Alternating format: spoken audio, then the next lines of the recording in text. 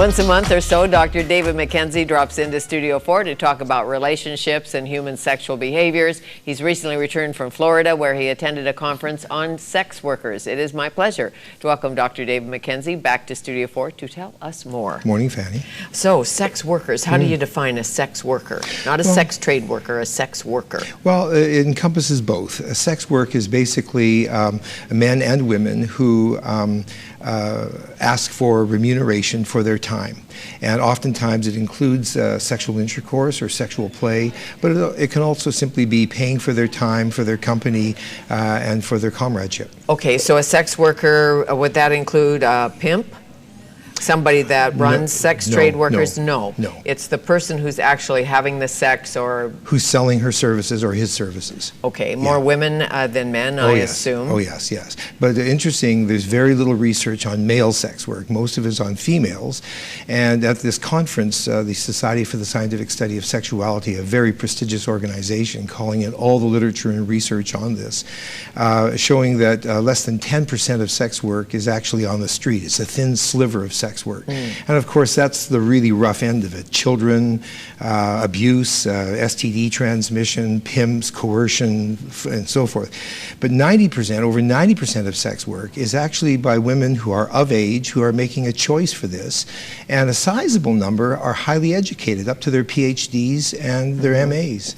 Not dancing in clubs. You're talking about prostitution. That's right. Well, yes, escort services includes oftentimes sex, but it is the selling of their time. Who does these studies? I mean, as a female, it's very difficult for me to believe that a woman willingly does this. I know money can lure you to do some strange things. Yeah. Well, actually, Dr. Frances Schaeffer, who's a feminist professor at Concordia University in Montreal, is leading the fight to decriminalize prostitution. And the research she is doing, as well as many of her students and others across the United States and Canada, are actually showing that the media is the one that is promoting the stigma against sex work. And that violence against sex workers is actually a manifestation of the stigma which is often created by the media. And that therefore, if sex workers, if their work was decriminalized, it would give them access to healthcare services, to better protection under the law, and a lot of the persecution comes from actual police authorities. See, I don't buy that, because I'm well, have you read Victor Malarich's The Johns? Yeah, no, I haven't. He went into it, he's a great reporter, investigative reporter. I saw him on TV. Yeah, right.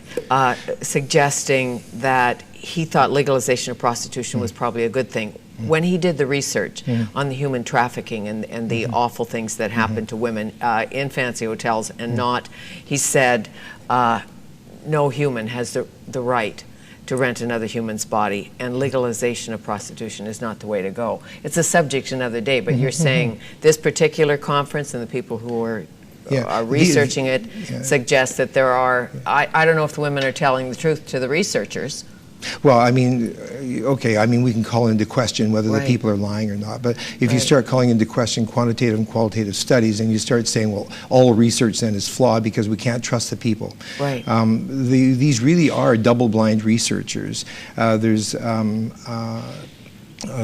studies and the ethics behind them are highly supported by the universities that do this. And so it really goes against much of the moralism that comes out in our society. Sure. But it's not that you're suggesting for 1 minute that a mother says, well, an option for you, dear, if you don't want to be a lawyer or a doctor well, it's interesting or you say a plumber, is you could be a call girl, high-end call girl, and swan around with the mayor of New York. Well, you see, just the way you're promoting that, though, Fanny, is putting a stigma to it. And there are lots of women out there who are of age who make a conscious choice to say, why can't I use my body, myself? I mean, we use our good looks and our brains and our hands to do other work. Why can't we use our genitals? Why can't we use other parts of ourselves? The assumption is that these women have no choice, that they're being forced into it, they're being coerced, and they're not wanting it. But the research is not showing that. No, I have friends who have been strippers and going to university, you know, working their way through, dancing, and their choice made good money, put themselves through university. I don't have a friend who's been a prostitute, so I don't know firsthand. Well, it's very good research. I mean, Frances Schaeffer is a very respected researcher in Canada. And it's also interesting that the sex workers out there have formed their own organization to lobby and try and re-educate the public about this. But that, and the human trafficking really is terrible, it's awful. Yes, it and is. so is street sex prostitution, awful. But that sex trafficking is really a small portion of sex Well, what work. about victimizing the woman who is the prostitute? It's usually the prostitute who gets arrested. I know prostitution is not in itself is not illegal, but certainly various activities around it are. Yes. And it seems to me that the Johns get off. Well, yeah, not so in The Vancouver. men who are buying the sex. Yeah. Even that language, the Johns get off. I Right. mean, when we start to arrest the Johns, and I saw this chap, I forget his name, Mallory, is it? Mallory. Yeah, Mallory. I saw him interviewed on CBC, a very angry man. I experienced that interview as being very angry. Yes, he is, about this. Yeah. He's not an angry man, Yeah, but he's angry well, about this, and he's yeah. angry about human trafficking, Yeah. and he's angry He about... seems to blame men for all of this, and I'd be very interested in seeing his research. Right. Well, he did a lot, and he's a good investigative reporter, but it's I think, as Mallory tried to point out again and again, why do we, some people, suggest to the young boys a rite of passage is getting laid?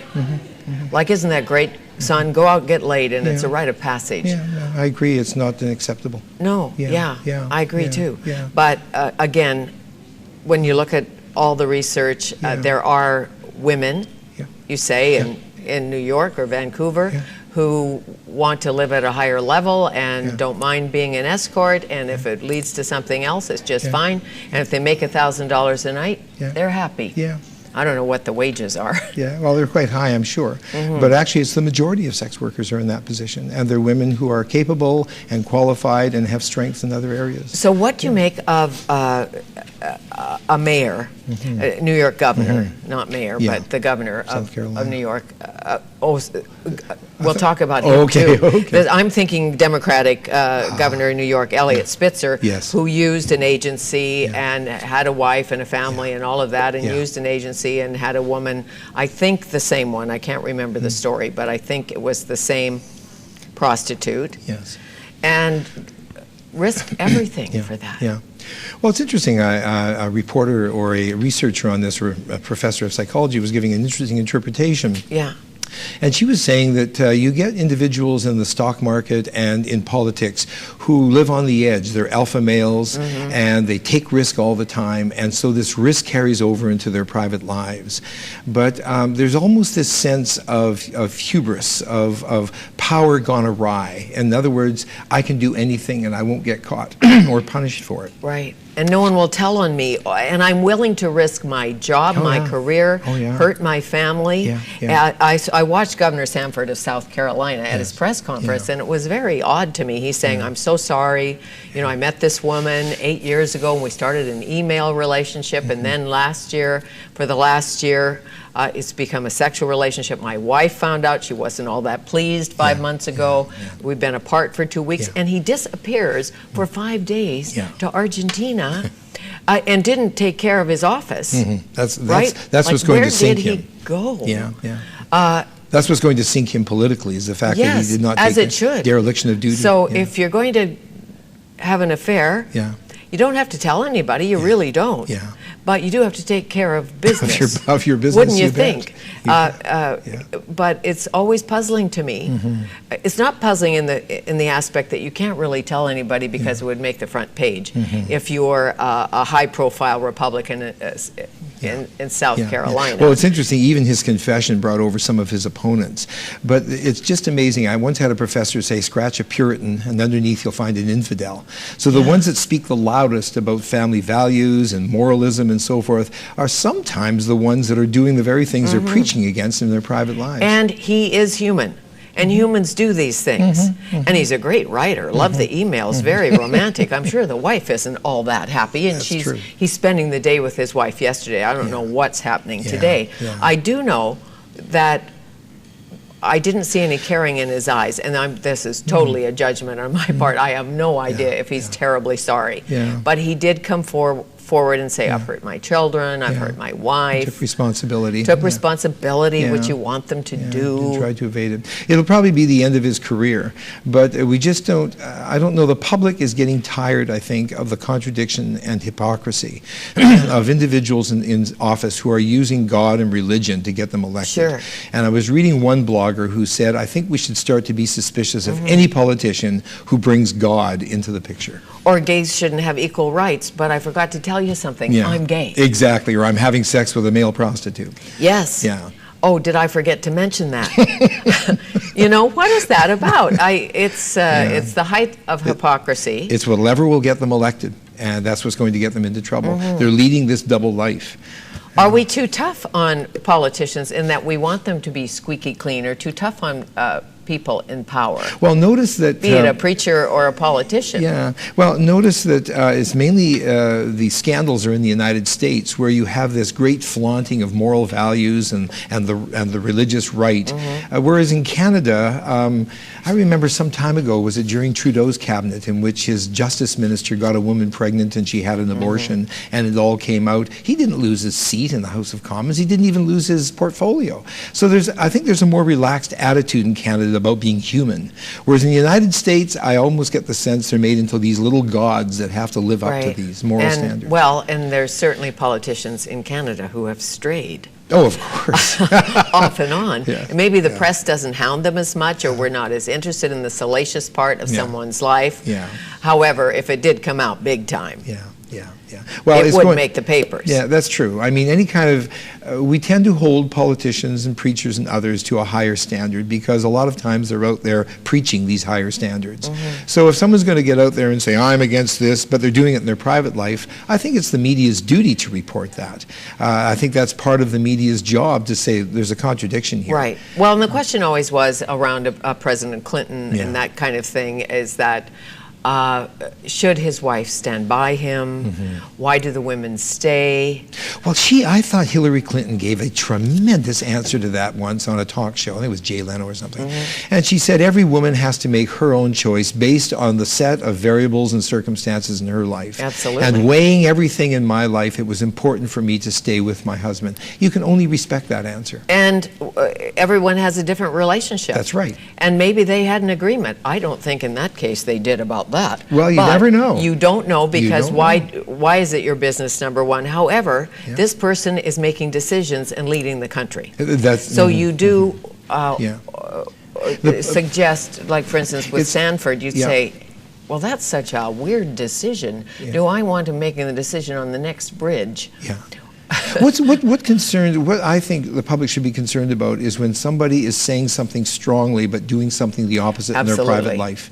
And I mean, one's private life should be off limits. However, if they're basing public policy on a position that they themselves are not living, that needs to be brought to light. Right. I was raised by parents who wanted you always to be accountable. Yes. You could make mistakes and screw up and do whatever you did, as long as you were accountable. And told the truth, came to the plate and said, I've made an error. Well, that's what it is to be a human being. That's what it is to be mature and grow up. Right, not selective truth-telling. No, that's right. Well, we all tend to do that sometimes. Right. To get out of a hot situation. Well, and if you're in a big position as a politician, it would be difficult to just fess up. What I found remarkable about his confession yesterday is that he stood and took questions and answered very personal questions about his affair and his marriage and so on. I thought that was really bizarre. It was almost like confession. Confess to the country and I'll be forgiven. Right. It was just be a very interesting study for a PhD. Well, but people, I know, and people are smarter than that, because they hear the words. But sometimes there's no feeling behind those words. Are you really sorry, was what I was saying. Are you really sorry, or does it just sound good for you to be sorry? And you picked I know, up again, that was wasn't. judgmental. I just thought, I think he thinks he can get out of this. Because he said, I've hurt my children. If I was one of his kids, I say, Dad, button up. Like, it's embarrassing. Don't bring us up. This is embarrassing, and you know, we know you've hurt us, and all of that. And are you truly sorry? And do you have to be truly sorry? I don't know. Maybe it'd be more honest to say, my wife and I have been split up for 2 weeks. I had an affair. I'm madly in love with this woman in Argentina, and I hope to marry her. Sounds fine to me, Yes. Fanny. In Let's the be honest meantime, I'll about be it. Your governor. your governor. And so Bob's your uncle. Yeah, Bob's your uncle. Well, wasn't it Mitterrand who had a mistress and everybody in the country knew it? Yes. I mean, he wasn't run out of office. Well, many Europeans, it's a different thing. We were in Paris always. when the Clinton thing came up, and the people in Paris were laughing at the way America was dealing with this. It's sex, for heaven's sake. I know, but he said, I did not have sex with I that know. woman. And they were all saying, oh, I see, that kind of sex. Oh, well, Okay, maybe not. It and was then deception. It was more and more salacious, and, Yeah. so Good. be it. Okay. So what about the next conference you're going to? Tell me about Well, I try to go when to two. There's therapists get together.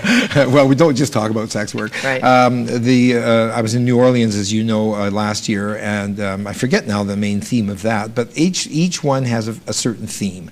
And so perhaps the next one would be about male sexual dysfunction, and the theme will be around that, and all the research is brought in, or female sexual dysfunction. And because this is such an understudied area, there's lots of myth running around out there, and people are making public policies and on radio and television making decisions, but there's no research to back it up. Okay. So this was really, I went to Florida for this. The other conference I'll probably go to is the American Association of Sexuality Educators, Counselors, and Therapists. It's a long handle. That's the one that certifies me as a sex therapist. And they also have tremendous research and studies coming in. We have to keep up on the latest, because when it comes to sex, our society is pretty hung up about it. And if we're not up on the latest research, we start to be run by kind of ignorance, a pooling of ignorance. Right, and all those messages are still in our little noggins, aren't they? they? Really are, thanks and to the church, deep. actually. Right. Yeah, church and state and parents and all of that. In my lecture to medical students, I talk very strongly about how Christianity has deeply and profoundly poisoned eros in Western culture. And so... and as a former theologian, well, you're still a theologian. Yeah. That must cause some controversy. Yeah, well, I've had some comment on that. I bet you have. Yeah. Okay. Always a pleasure, Till next Fanny. time. Nice Thanks to a see lot. you. Yeah. Dr. David McKenzie. And coming up, what's hot this summer for sunglasses, less bling, and classic styles is the way to go, apparently. Optometrist and eyewear professional Dr. Della Chow is next.